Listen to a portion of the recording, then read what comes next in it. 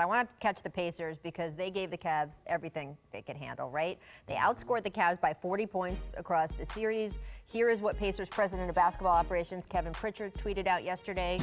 Quote, "Trust me, words cannot express my gratitude for this team. Has been a joy to watch them grow together. So many amazing moments both on and off the court. So proud to be a Pacer." This is fascinating to me because you have a team that was eliminated in the first round, and we will talk on the show about a few other teams eliminated in the first round where it feels like a crushing disappointment. But in this case, was this a moral victory for Indiana?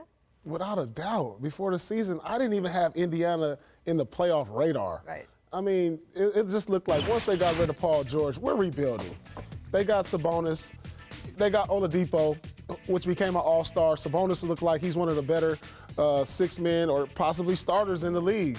And they made the playoffs, and they pushed Cleveland Cavaliers to 7 games and could have beat them. You know, so they're ahead of the curve right now from what people expected them before the season started. Absolutely. I mean, look. Like, unless you believe that the only successful standard for the Pacers was winning a championship, right. look, teams exist over a life cycle. And where are they in that life cycle? They found a franchise player within months of relinquishing one. Yeah. Right. That's unheard of to in this league generally. I mean, this was supposed to be a retool. I think I had them at 28 wins. Right? Like it was an incredibly and inordinately successful season for them. You know, they ended up being a much better defensive team than I think we all thought. Oh, Nate McMillan, he plays slow ball, you know, like he did in Portland. I mean, they reinvented an offense. I mean, they are so far beyond their trajectory. Yes. Like, I think at the end of the year, if we rank 30 teams who most exceeded expectations, I mean, they'll be in the top 2 or 3 easily. Yes. And particularly, you mentioned Victor Oladipo. It's crazy. First of all, just his attitude toward this series. I loved him after Game 5 when everyone was like, oh, okay, the Cavs won Game 5. I guess you guys are out. And he was like, you still need 4 wins to win a series, right? We're not done yet. The way he continued to attack, I think the way that team continued, even when they looked down in fourth quarters, continue to attack was due to him and his will and his skill. And, of course, also we have seen how he has remade himself physically over the last calendar year. He has credited Russell Westbrook with kind of teaching him how to do that. He also has a trainer in David Alexander who works with a lot of NBA players. And his trainer posted this amazing screenshot of their text on Instagram.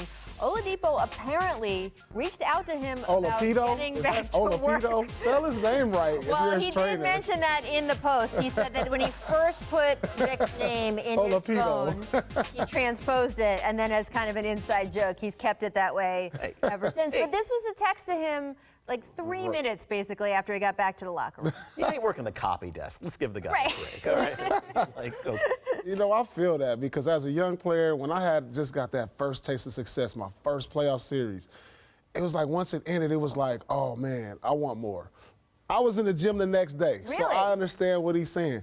Even after we won the championship, a week later, I was back in the gym. When you taste that success as a player, you want more of it. He got a great taste. He's probably going to be the most improved player in the league. He made an all-star team. He feels it now. He feels now is his time. So your prime is only going to last so long. He wants to get back in the gym because he feels like he could be a lot better. Yeah, we talk about organizational culture, and you know, we often focus on the GM or the coach or Brad Stevens. At the end of the day, it's the best player on the team, right? Like that's the guy who it seems most notably can set a tone in a culture. Without a doubt. And when other guys see that, it's an effect on them. So now the guy's like, oh, well, maybe we all need to get back in the gym. Our leader, I mean, this guy's all-star. He carries the 7 games. He's back in the gym the next day. You know what, guys, let's go with him. And that creates, like you said, a great culture for them moving forward. Now, I saw you the day after you won your championship. I'm going to say that the day after you won your championship, not the day you were after. not back Not in after. the gym. A week That is not later what I remember about you. But yes, very soon after that. I give you that all the time.